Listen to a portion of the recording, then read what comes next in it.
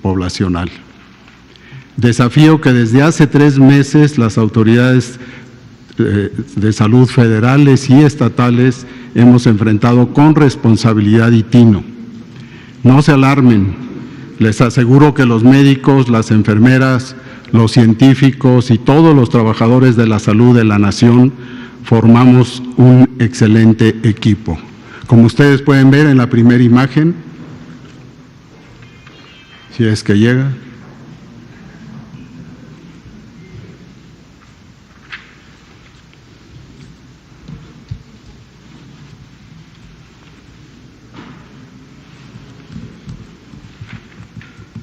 No, eso no es,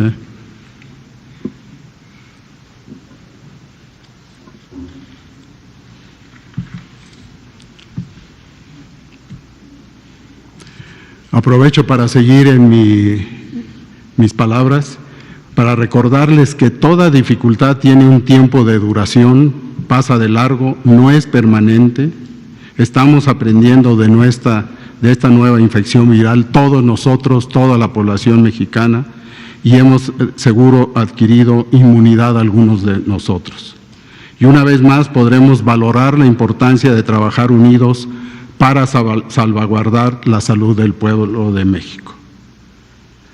Vivamos este tiempo con confianza y superaremos juntos los retos que se nos presentan. Ustedes saben que contamos con un personal distribuido a lo largo de todo el país.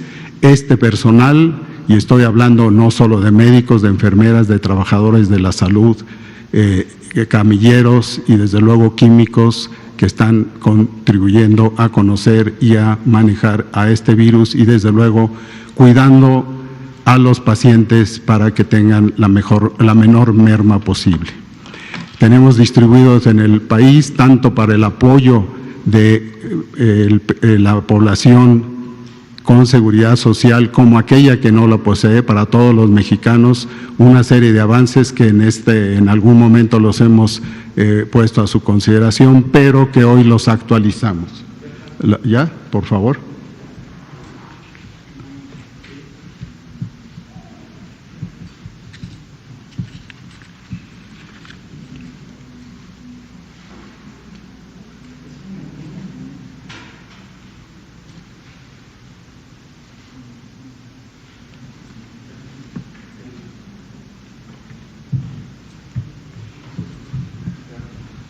A lo referido, aquí están las vertientes que ustedes los conocen. Esto quiero señalar, recordarles que hemos desde el año pasado puesto atención a todos estos elementos, a todas estas posibilidades de manejo, en lo cual cubren todas las instancias de salud y que cubren a 60 millones de habitantes en la parte sin protección, sin seguridad social y el resto de la población. La siguiente, por favor.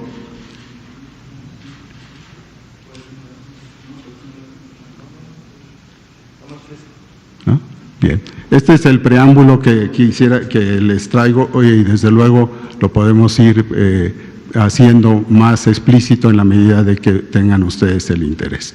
A continuación, le doy la palabra al doctor Hugo López-Gatell. ¿Sí? Por favor. Un gusto. Muy buenas noches. Yo les voy a compartir el informe técnico diario con la situación epidemiológica del coronavirus en el mundo y en México. A nivel mundial, acumulamos ya 693.224 casos, 76% de ellos, que son 526.635, son los que han ocurrido en los últimos 14 días. Y como hemos comentado diariamente, esta es la fuerza de infección, esta es la cantidad de casos que contribuye a la transmisión y representa una gran fuerza de infección, es un nombre técnico que lleva a la propagación del virus. Esto es a nivel mundial. La letalidad, que es la proporción de personas que tienen enfermedad y que han muerto, ha aumentado ligeramente a lo largo de las últimas semanas, y esto también, como hemos explicado, es en proporción a la capacidad de resolución de los sistemas de salud de los distintos países del mundo. Ahorita nos van a poner el mapa de México, donde veremos la cantidad de casos acumulados que ha tenido México desde el inicio de la epidemia en el país, el 27 de febrero, y acumulamos ya 1.094 casos. Y de estos 1.094 casos, desafortunadamente han resultado en 28 defunciones. Lo pondrán ahora. Y seguimos destacando, gracias, este es el mapa mundial, si vemos la siguiente, el mapa nacional, y seguimos destacando esta distribución variante o heterogénea en cuanto a la carga de casos en las distintas regiones del país. Es esperable que donde existe mayor población también exista mayor número de casos, y esto concentra particularmente en las zonas urbanas, las tres mayores metrópolis, que son la del Valle de México, la Ciudad de México, la zona conurbada, la metrópoli en relación a Guadalajara y la metrópoli en relación con Monterrey. En la siguiente diapositiva seguimos manteniendo esta comparación que mostramos cada día sobre la velocidad de crecimiento de la epidemia con respecto a lo que ha ocurrido en otros países. Y me gustaría hacer un comentario balanceado en el sentido de que estamos ya en una fase de ascenso rápido, como lo venimos diciendo desde hace varios días, como lo enfatizamos el sábado, la importancia de no perder esta oportunidad de mitigar drásticamente la transmisión. Hemos insistido en que los estragos principales, los efectos principales de esta epidemia los vamos a ver durante la fase 3, que es la fase de dispersión comunitaria, la fase de transmisión más rápida, pero que en este momento estamos justamente en la oportunidad de aprovechar las medidas de mitigación que implican la restricción masiva. Millones de personas tienen que restringir su movilidad para que esto pueda tener un efecto positivo. Hemos enfatizado con esta simple frase, quédate en casa, quédate en casa, quédate en casa, y lo seguimos diciendo, quédate en casa, porque tiene que ser una colaboración de toda la sociedad, del sector privado, del sector público, del sector social y de todos y cada uno de los individuos que viven en el país. Si nos mantenemos así, vamos a lograr reducir la velocidad de transmisión, reducir el número de casos y por lo tanto tendremos menor riesgo de que se saturen los hospitales y haya dificultades para atender a las personas. Hoy queremos destacar también, si me pasan la siguiente, viendo ya de manera específica la curva epidemiológica de casos acumulados en México, que es esta. Ya pasamos, como se ve, la cantidad de 1,000 y pueden ver ustedes la forma de la curva que hemos explicado cada noche, en donde tuvimos una fase de crecimiento lento que gruesamente llegó hasta el 13 de marzo y a partir del 13 de marzo empezó una aceleración de la transmisión. Entonces, esto nos lleva a declarar nuevas medidas o el ajuste de las medidas existentes, y aquí destaco como parte del plan que trazamos desde el inicio, plan que empezamos a diseñar desde la primera semana de enero. Pero hoy hay la necesidad de reforzar estas medidas, como las explicaré en un minuto. Y en la última diapositiva quiero recordarles a ustedes aquí presentes y a la sociedad mexicana lo que hemos explicado también en otras ocasiones, que es la comparación de lo que ocurriría si no hacemos nada, con lo que podría ocurrir si hacemos algo. ¿Y qué es ese algo? Quédate en casa. Es la oportunidad de reducir la transmisión. En la curva naranja sería lo que se estima la historia natural de esta epidemia. La epidemia no contenida, la epidemia no mitigada, en la que tendríamos una gran cantidad de casos, sobre todo en el momento cumbre, alrededor de la primera semana de mayo. En cambio, si tenemos estas medidas enérgicas y todos los miembros de la sociedad contribuimos a ellas, vamos a tener una curva epidémica más lenta, de propagación más lenta, con menos casos, y vamos a ganar un poco de tiempo llevando la curva hacia el mes de junio. Finalmente, quiero relatar las medidas o el ajuste en las medidas que hoy aprobó el Consejo de Salubridad General. Si me pasan la siguiente, donde están las medidas, por favor, para que las vean. Esto va a salir publicado, desde luego, como un acuerdo del Consejo de Salubridad General, que en su sesión permanente hoy resolvió. Estas son las medidas que ha propuesto la Secretaría de Salud y que ha adoptado el Consejo de Salubridad General como medidas de seguridad sanitaria. La primera medida que ratifica la ya publicada se ordena la suspensión inmediata desde el 30 de marzo, hoy, y hasta el 30 de abril. Se extiende el periodo. Hasta el 30 de abril, de actividades no esenciales en los sectores público, privado y social, es decir, todo, con la finalidad de mitigar la dispersión y transmisión del virus SARS-CoV-2 en la comunidad para disminuir carga de enfermedad, complicaciones y muerte por COVID en la población que reside en el territorio nacional. Ahora, ¿qué actividades no paran? Aquellas que son esenciales. Y definimos las 5 grupos de actividades esenciales. Las primeras son las que de manera directa son necesarias para atender la emergencia sanitaria. Esta emergencia sanitaria requiere actividades laborales en la rama médica, paramédica, administrativa y apoyo del sector salud, tanto en el campo público como en el campo privado. También las involucradas en la seguridad pública, la protección ciudadana, la defensa de la integridad y la soberanía nacional, la procuración e impartición de justicia, así como la actividad legislativa en los niveles federal y estatal. El grupo C es los sectores que se consideran esenciales para el funcionamiento fundamental de la economía. No enunciaré en este momento ningún detalle, saldrá publicado, pero es una lista muy específica de cuáles son las actividades consideradas como esenciales para el funcionamiento de la economía. El inciso D, la operación de los programas sociales del gobierno. Esto lo aclaro, es muy importante que continúe la operación de los programas sociales del gobierno. Entonces, las oficinas públicas harán una reducción inmediata de las actividades administrativas accesorias, pero la operación no para. E inciso C, la conservación y mantenimiento de la infraestructura crítica que asegura la producción y distribución de servicios indispensables, agua, energía, drenaje, saneamiento básico, etcétera.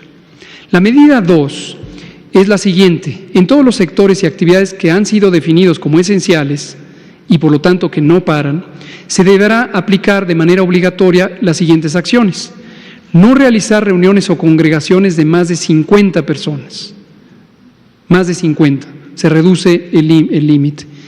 Además del lavado frecuente de manos, estornudar y toser aplicando la etiqueta respiratoria, el saludo a distancia y todas las demás medidas de sana distancia vigentes y emitidas por la Secretaría de la Salud en lo que hemos llamado la Jornada Nacional de Sana Distancia, que naturalmente se extiende ahora hasta el 30 de abril. La medida 3 es que se exhorta a toda la población residente en territorio mexicano, incluida la que arriba al territorio mexicano procedente del extranjero, y que no participe en actividades esenciales, a cumplir el resguardo domiciliario corresponsable en las mismas fechas, desde hoy 30 de marzo y hasta el 30 de abril de 2020. ¿Qué se entiende como resguardo domiciliario? A la limitación voluntaria de movilidad, permaneciendo en el domicilio el mayor tiempo posible. La medida 4 es que el resguardo domiciliario corresponsable se aplica de manera estricta a toda persona mayor de 60 años y hemos reducido el umbral también con respecto a la medida previamente publicada. O bien personas con diagnóstico de hipertensión arterial, diabetes, enfermedad cardíaca o pulmonar, inmunosupresión, ya sea adquirida o provocada, en estado de embarazo o puerperio inmediato, independientemente de que su actividad laboral se considere esencial. Es decir, para las actividades esenciales se necesita personal, pero si el personal está en una de estas categorías, tanto en sector público, privado o social, estas personas no deberán ir a trabajar y deberán ser reemplazadas por personas con fuera de estas categorías. Y una aclaración importante es que el personal esencial de interés público, esto incluye a los funcionarios de gobierno de todos los niveles, podrá de manera voluntaria presentarse a laborar, pero solo aquel que se considera esencial de interés público. Medida 5. Una vez terminada la suspensión de actividades no esenciales y el resguardo domiciliario corresponsable, es decir, después del 30 de abril, la Secretaría de Salud, en acuerdo con la Secretaría de Economía y la Secretaría del Trabajo, emitirá lineamientos para el regreso escalonado y regionalizado a las actividades laborales, económicas y sociales en toda la población de México. Penúltima, la medida 6, se deberán postergar hasta nuevo aviso todos los censos y encuestas a realizarse en territorio nacional que involucren la movilización de personas y la interacción física, cara a cara, entre las mismas. Medida 7. Todas las medidas deberán aplicarse con estricto respeto y apego a los derechos humanos. Gracias. Muchas gracias, Hugo. A continuación, le pido al almirante Ojeda, con todo respeto, que nos presente el plan Marina que se tiene para el combate a COVID-19. Por favor. Muy buenas tardes. La Secretaría de Marina Armada de México se suma a este esfuerzo del Gobierno federal para enfrentar esta pandemia que hoy en día se nos presentó en el país. Como pueden ver en la primera diapositiva, de las estrellas rojas, que son 8, son los centros, son hospitales en diferentes partes de los puertos, donde se pueden recibir pacientes en estado crítico. Significa que esos hospitales tienen cuartos de terapia intensiva, tienen ventiladores como para darles sustento y para darles el apoyo médico a quien se nos indique que van a ir a parar ahí. Y en los círculos son centros que le llamamos nosotros de aislamiento voluntario. Tenemos 7 aquí en el interior, aquí en la Ciudad de México y en el Estado de México, y 3 fuera en los litorales, en los puertos. Podemos atender en esos centros alrededor de 4,043 elementos, varían más, menos, pero esa es la cantidad. Igualmente tenemos la capacidad para darle, como les decía, a los de estado crítico, son 79. La que sigue, por favor. En la siguiente diapositiva lo que podemos ver ya es a detalle dónde están ubicados esos hospitales y la capacidad que tienen para recibir a los enfermos por el lado donde está las estrellas rojas, los que son de estado crítico, y por el círculo azul, el alojamiento voluntario. La que sigue, por favor.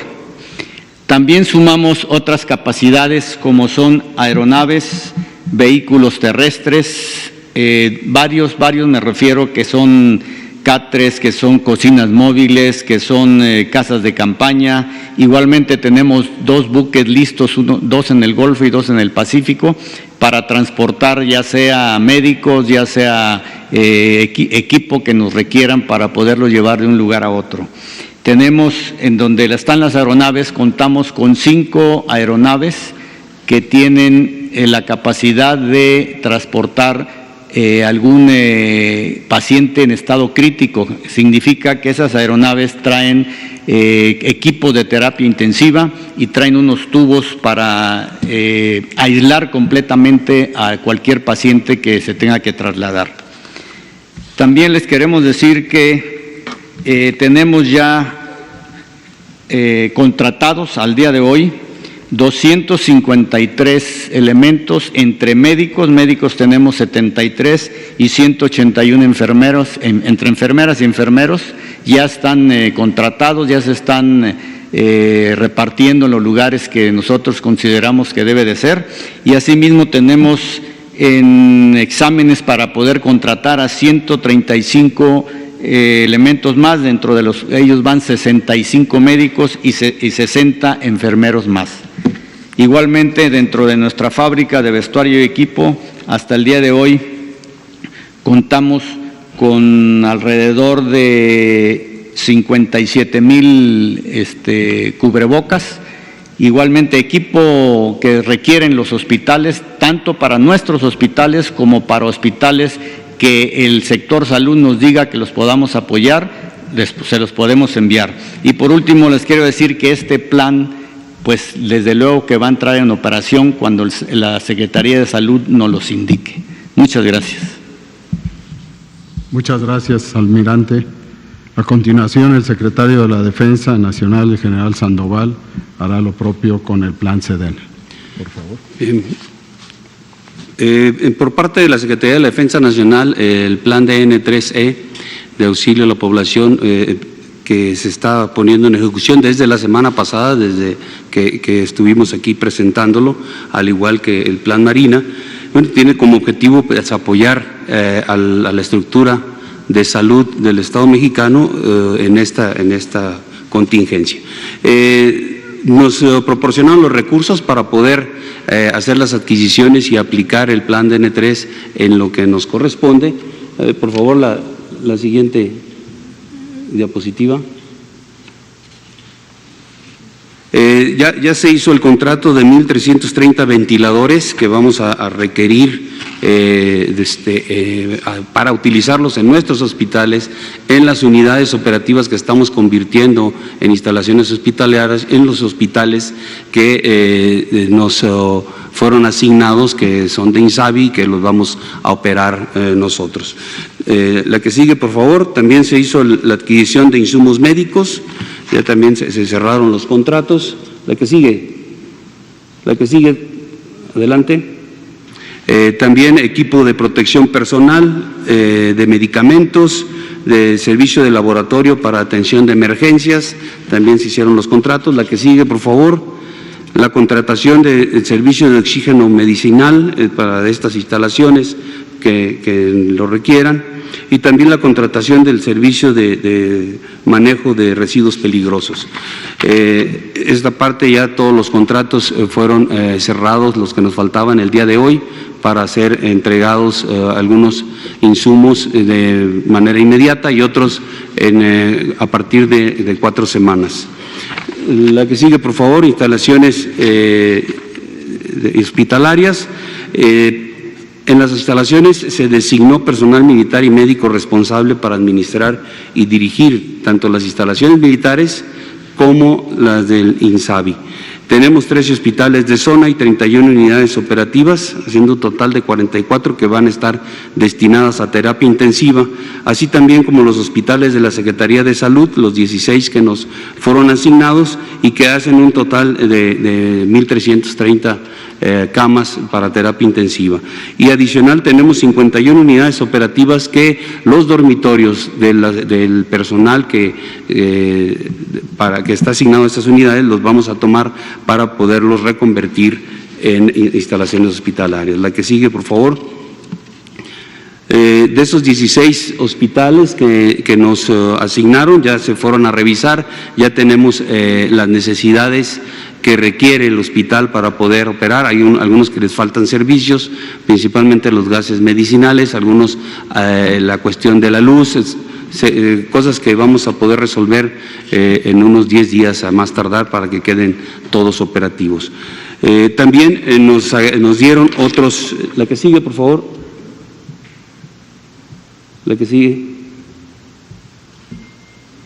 La que sigue, por favor.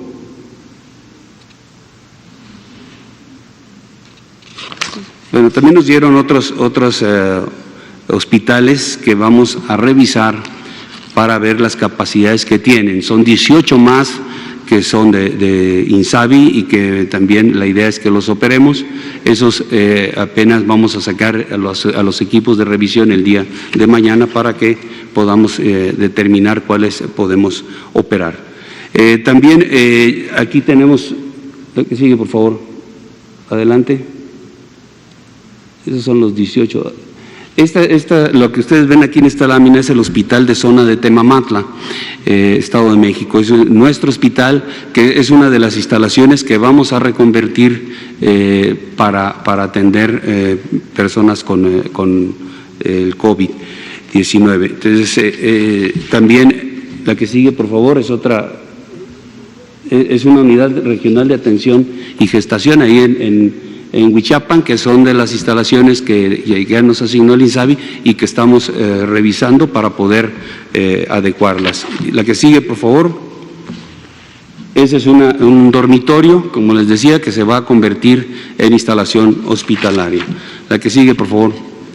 En contrataciones, la necesidad es de 3.651 especialistas de la salud. Llevamos hasta el momento 606 en total. Estos 3.651 se sumarán a los 17,000 hombres y mujeres que tenemos dentro del Ejército y Fuerza Aérea con la especialidad en el ámbito de la salud. La que sigue, por favor. También el SAT, toda el área de aduanas, por instrucción presidencial, se verificaron que pudiéramos utilizar para la atención de esta contingencia y bueno, se encontraron algunos artículos, desde artículos médicos, tela para generar o para producir cubrebocas, batas quirúrgicas, material que vamos a necesitar en todos los hospitales. Del equipo médico, la que sigue, por favor. Ahí ven ustedes el equipo, agujas, overoles que hemos recibido del SAT.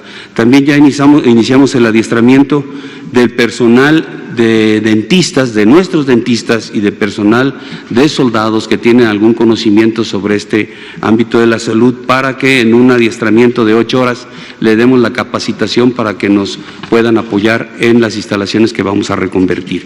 También el día de hoy se inició una visita al Centro Nacional de Contingencias que está allá en Constituyentes.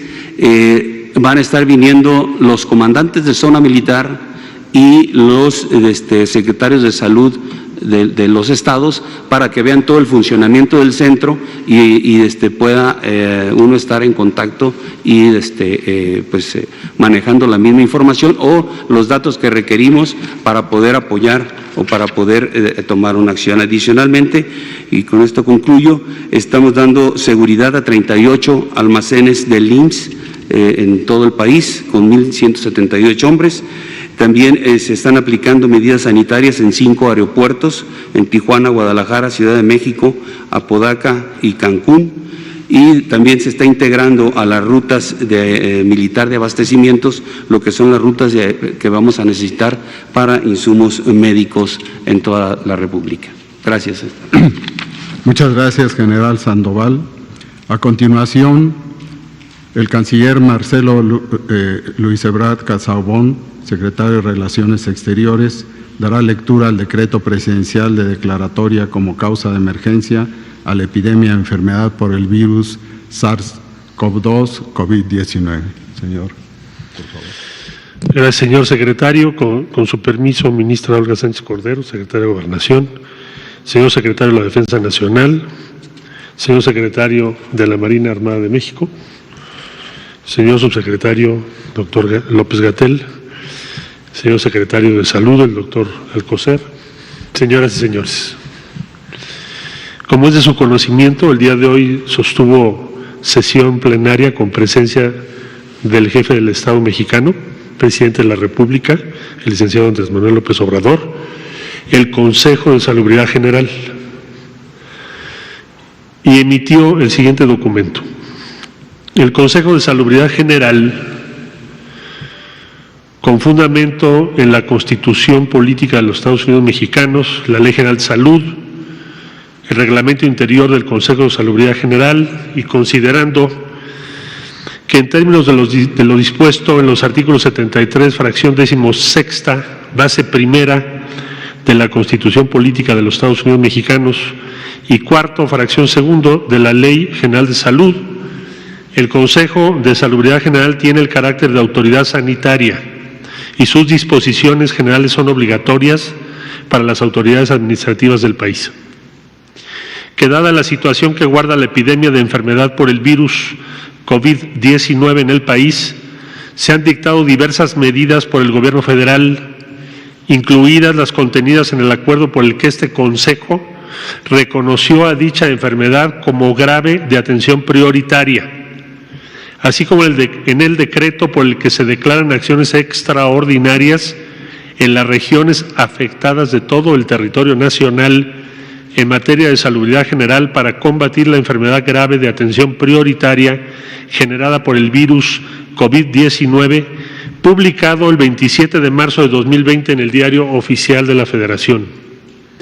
Que la Secretaría de Salud en las últimas horas ha señalado que el número de casos ha ido en aumento, por lo que ha recomendado que los habitantes del país permanezcan en sus casas para contener la enfermedad causada por el COVID-19 y que en virtud de lo anterior, este Consejo de Salubridad General, en uso de sus facultades y funciones previstas en el artículo 9, fracción 17ª de su reglamento interior, ha determinado la pertinencia de declarar como emergencia sanitaria por causa de fuerza mayor a la epidemia de enfermedad generada por el virus COVID-19, por lo que, con el afán de proteger la salud de los mexicanos, acordó expedir el siguiente acuerdo, por el que se declara como emergencia sanitaria por causa de fuerza mayor a la epidemia de enfermedad generada por el virus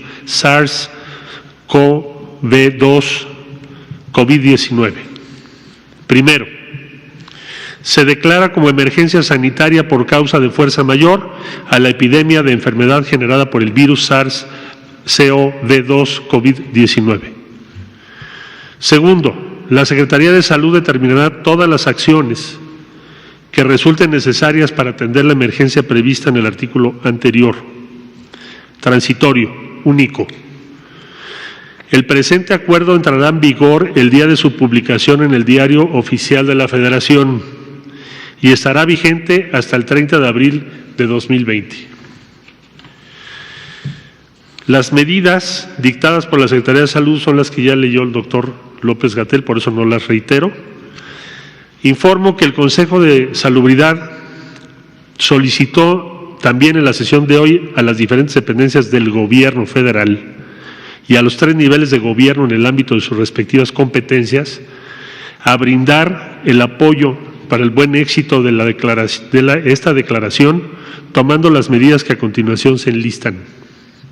Primero, a la Secretaría de Gobernación mantener la comunicación y vínculo constante con los poderes de la Unión y con los gobiernos de las entidades federativas, así como las representaciones de la sociedad civil, y en conjunto con la Coordinación General de Comunicación Social y Vocería de la Presidencia de la República, los medios de comunicación para promover el cumplimiento de las medidas descritas en la declaratoria de emergencia.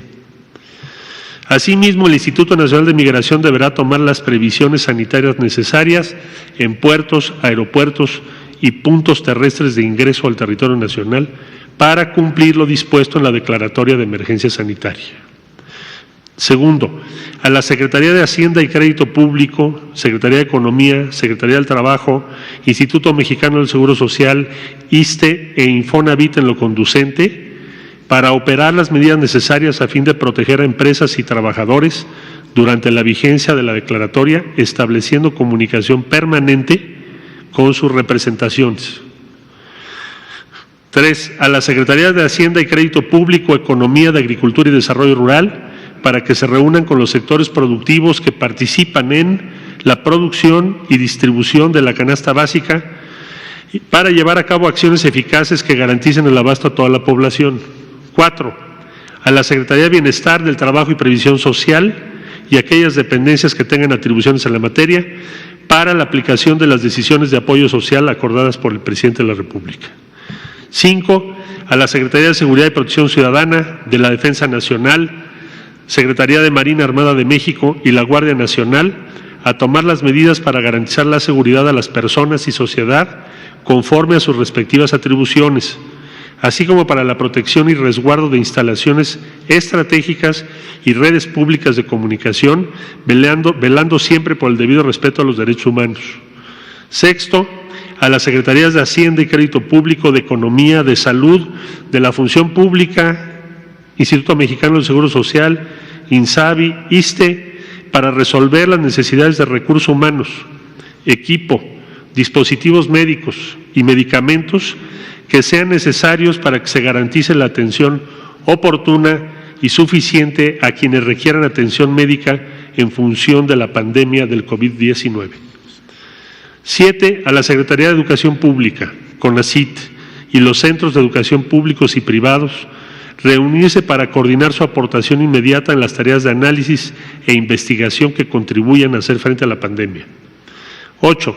A la Secretaría de Comunicaciones y Transportes, para la aplicación de disposiciones de esta declaratoria en lo que hace a vuelos, entradas y salidas de aeropuertos y puertos, en coordinación con la Secretaría de Marina Armada de México. 9. La Secretaría de la Función Pública acompañará los procesos de adquisición necesarios para atender la emergencia temporal. Y 10. La Secretaría de Relaciones Exteriores hará lo necesario para la protección a los mexicanos en el exterior y apoyará al sector salud, INSABI, Instituto Mexicano de Seguro Social e ISSSTE, para facilitar el abasto y suministro de insumos médicos para hacer frente al COVID-19. Hasta aquí los acuerdos tomados por el Consejo de Salubridad el día de hoy. Muchas gracias, doctor. Muchas gracias a usted, secretario de Relaciones Exteriores. A continuación vamos a abrir a preguntas y preguntas en particular, y lo va a conducir el vocero de la Secretaría, el doctor Hugo López-Gatell. Por favor. Muchas gracias. Vamos a empezar acá por y sobre eso muchas. Empecemos aquí por Natalia Vitela, Blanca Valadez y las compañeras de aquí hasta Araceli. 4.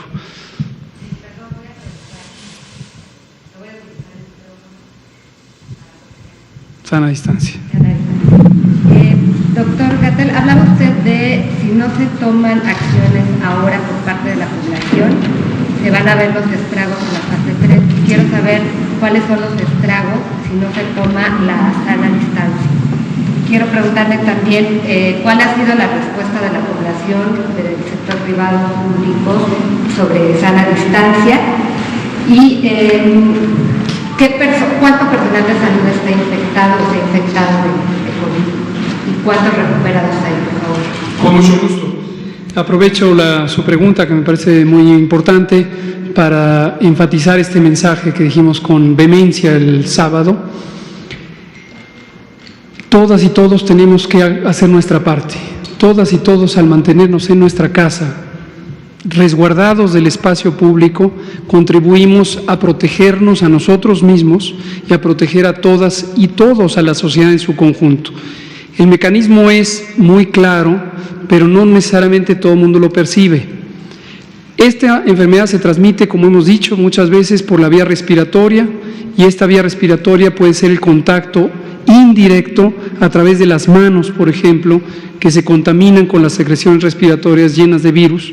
Damos la mano o saludamos de beso o simplemente estamos a menos de 1,5 metros de distancia. Esto, si ocurre en 1, 2, 3, 5 personas, puede ocasionar un pequeño brote. Pero si estamos masivamente en el espacio público, entonces empieza la transmisión y los contagios de hoy se van a manifestar en 14 días. Los contagios dentro de 14 días se van a manifestar dentro de 1 mes. Y eso es lo que hace que cuando llegue uno a la fase 3, con este crecimiento acelerado que tenemos ahorita de la epidemia, podemos llegar con una gran carga de enfermedad.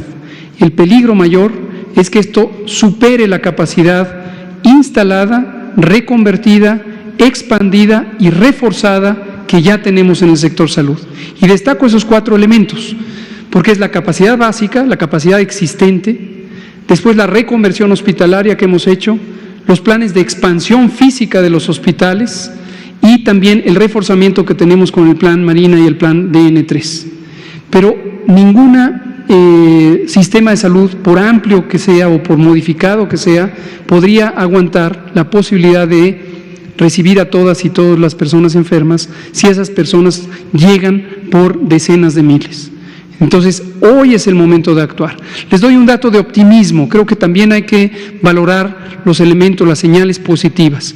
En la Ciudad de México existe un sistema de monitoreo de la movilidad urbana, en plazas públicas, en pasos peatonales, en cruces, en vías primarias. Y vemos ya en los últimos 4 días una reducción de 60% de la movilidad. Eso es muy positivo, Por cierto, agradezco a la doctora Sheinbaum, jefa de gobierno de la Ciudad de México, que nos ha compartido esta información. Sin embargo, todavía vemos una movilidad que se puede reducir, que se debe reducir, para no tener que lamentar los contagios en la fase 3.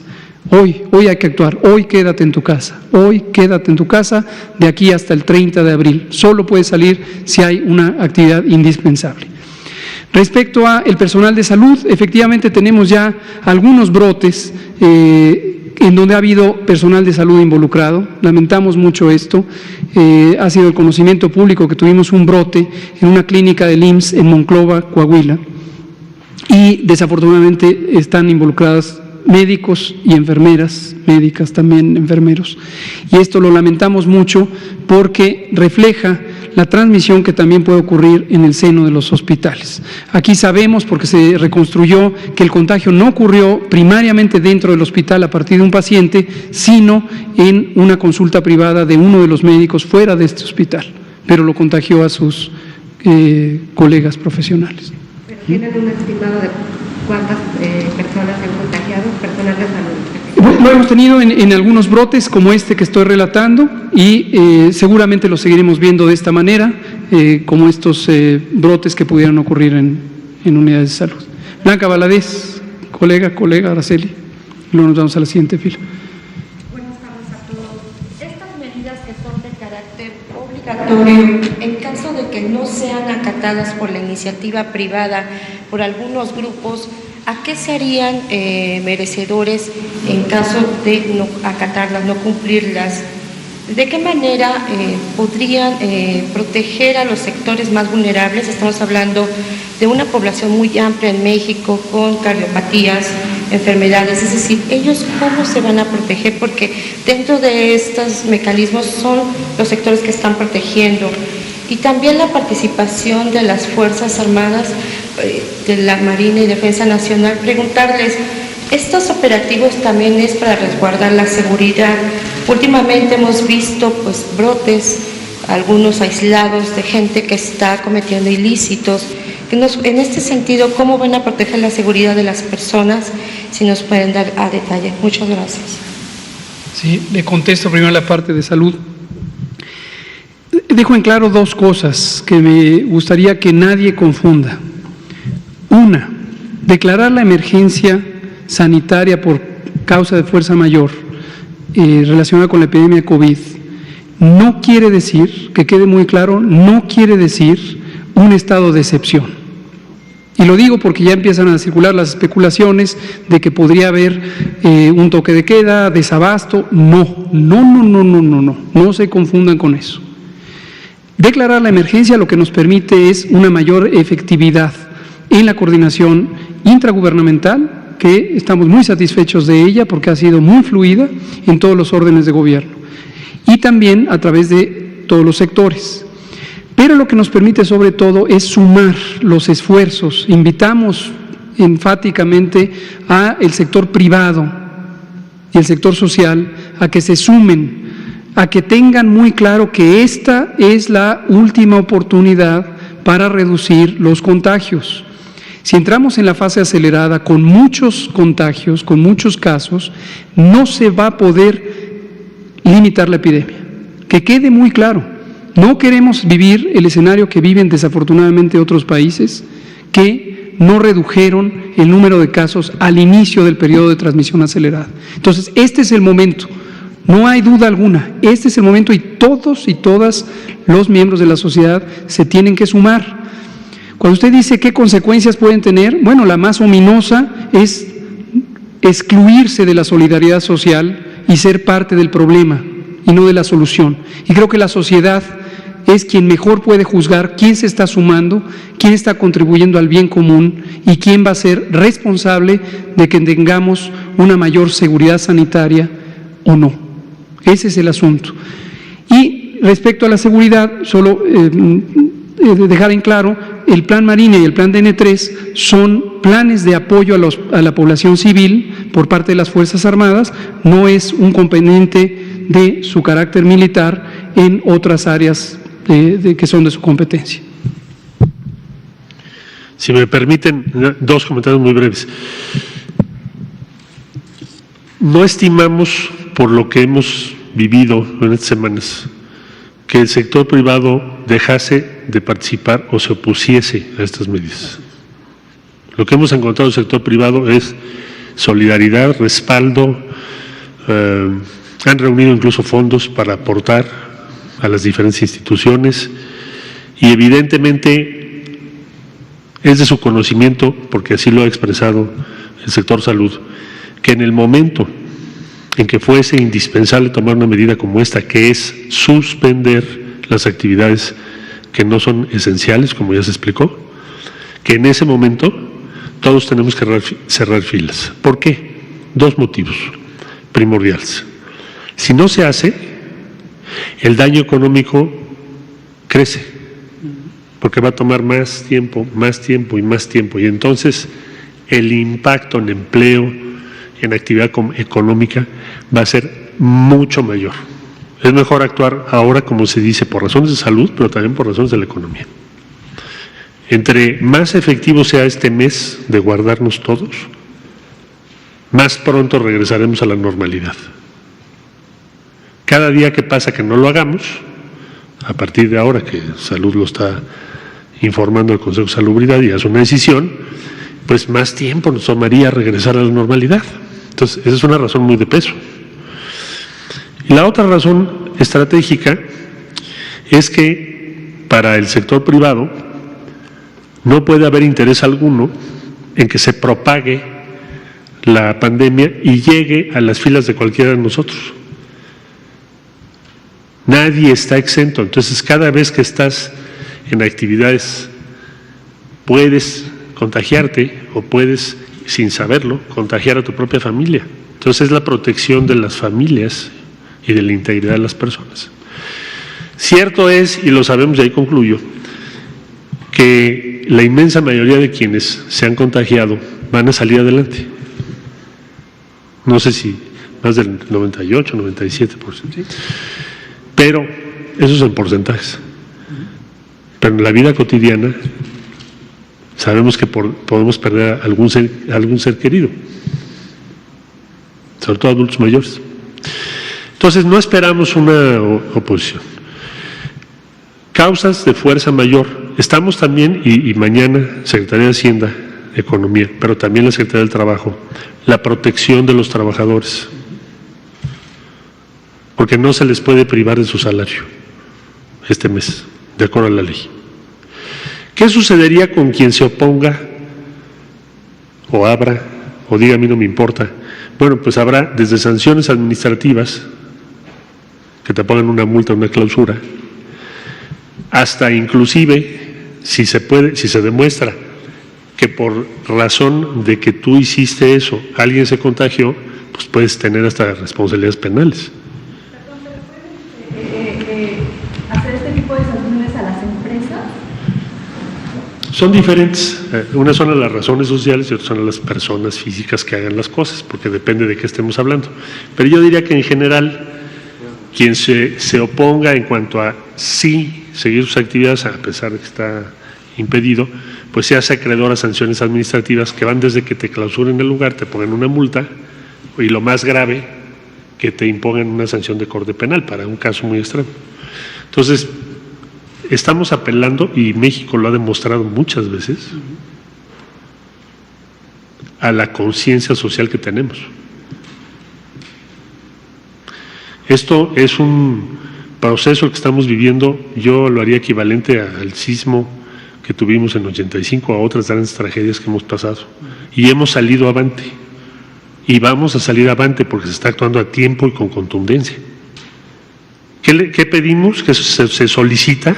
¿Qué se propone? Pues depende de cada uno de nosotros cómo nos va a ir. Ya están los hospitales, ya está el DN3, ya están los sistemas, ya se informó, los medicamentos, los equipos, pero ya depende más de lo que hagamos cada uno de nosotros.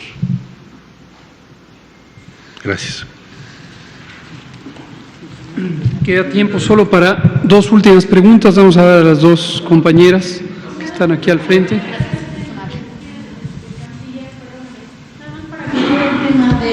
Para aclarar el tema respecto a cómo podrían actuar las empresas justamente en este momento, porque hay, si no mal recuerdo, un artículo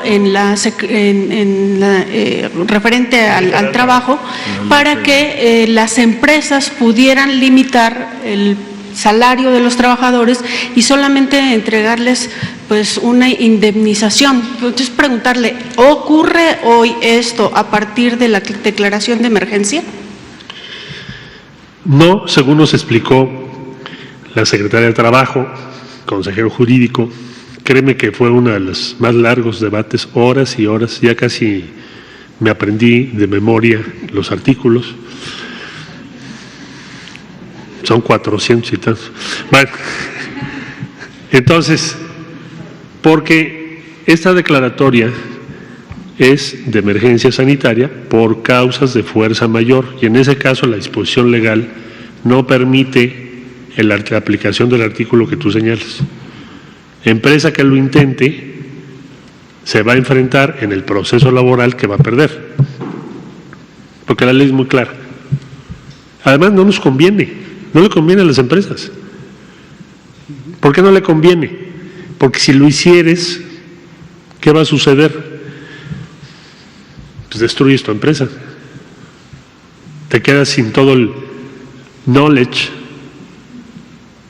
conocimiento, la capacidad de tu empresa. Es casi como un suicidio para una empresa. Pero la ley no se los permite. No dudo que habrá quizá alguna empresa que lo intente hacer, pero se va a estrellar con lo que dice la ley.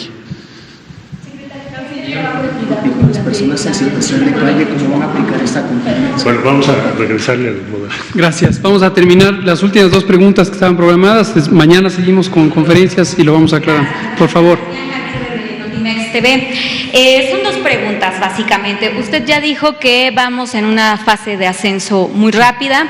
También mencionó que no habrá toque de queda, pero mi pregunta es, ¿habrá sanciones como ya el gobierno de Yucatán plantea? Ellos, bueno, pues plantean a la gente quien no respete el aislamiento, pues van a hacer ya sea 3 años de cárcel o incluso multas de más de hasta 86,000 pesos. Y es que en los recorridos que hemos hecho durante la semana y desde que usted está invitando, por supuesto, a la gente a aislarse, pues pareciera como si estuvieran de vacaciones. Y la siguiente pregunta es, el protocolo de la gente que fallece, ¿qué pasa? ¿Es forzosamente incinerarlos? ¿Cuál es el protocolo? Gracias. Con mucho gusto, muchas gracias. Contesto la segunda, en varias ocasiones se ha preguntado. Las medidas de bioseguridad, que son las medidas para proteger a las personas que pudieran estar en contacto con pacientes o sus tejidos o sus secreciones, no requieren que se tenga que hacer un procedimiento especial para los restos humanos. Que quede muy claro, ya todos sabemos, no se trata de un procedimiento especial para el manejo de restos humanos, hay medidas de bioseguridad y en este caso no se trata de un virus en donde existan importantes riesgos del manejo de los restos humanos, más allá de los convencionales previstos en el reglamento de la Ley General de Salud para la disposición de cadáveres y otros restos humanos. Y hay una guía de bioseguridad que publicamos desde la primera semana de febrero y se detalla todo esto. Sobre el tema de las sanciones y la participación social, como ha dicho el canciller Marcelo Ebrard, apelamos a la responsabilidad social. Somos un pueblo en general solidario, fraterno y tenemos que actuar unos con otros, como lo hemos hecho efectivamente en innumerables crisis. México es un pueblo resistente, un pueblo que contribuye en las mejores causas cuando encuentra ese sentido humano de colaboración. Y este es el momento, quédate en casa. Quédate en casa, no podría ser más enfático, quédate en tu casa, no salgas porque te vas a proteger a ti, a tu familia, a tu comunidad y absolutamente a todas las personas que residimos en este país. Hay que quedarnos en casa. Entonces, esa es la siguiente.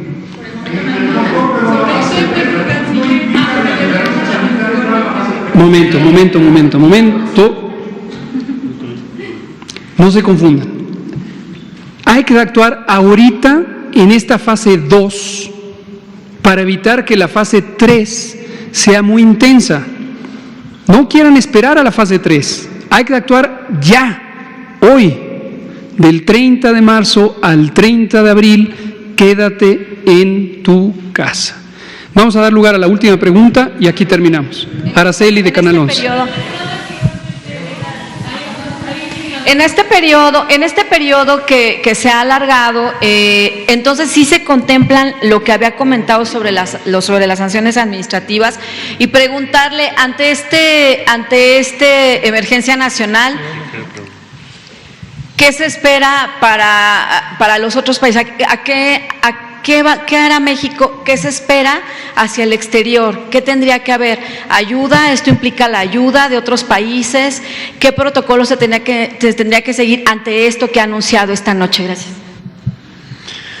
Bueno, la cooperación que hemos obtenido a nivel internacional tiene que ver con esencialmente dos cosas que en este caso no dependen de esta declaratoria, seguirán adelante. En todo caso se ampliarán, se reforzarán.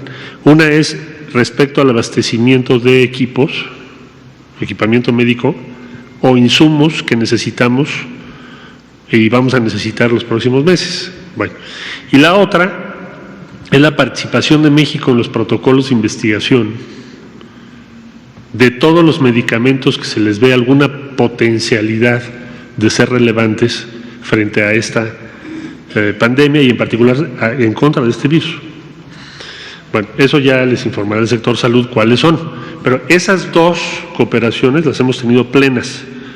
Sobre esto segundo es estratégico porque no nos podemos esperar a que otros hagan por nosotros lo que nosotros tenemos que hacer por nosotros mismos, que es tratar de ubicar lo más pronto que podamos cómo mitigar o hacerle frente a los efectos de este virus. Entonces, eso ya se informará en otra ocasión. Yo pienso que esta declaratoria lo que hace es facilitar el respaldo internacional a México, porque se ve la consistencia y la seriedad de las medidas que México está tomando. Pero no habrá patrullajes de la Guardia Nacional, del Ejército. Quisiera yo sobre eso hacer un comentario. No hay ninguna disposición en esta declaratoria que signifique algo que se aproxime a un toque de queda. El gobierno de la República no cree en eso. La Guardia Nacional tiene un despliegue en el territorio, continuará haciendo su trabajo y ahora se le encomienda a la Secretaría de la Defensa Nacional, la Secretaría de Marina, los planes que hoy han referido y las funciones constitucionales y legales que tienen, resguardar las instalaciones estratégicas, resguardar las vías de comunicación, proteger a la sociedad. Eso es su función y es lo que está previsto que se haga.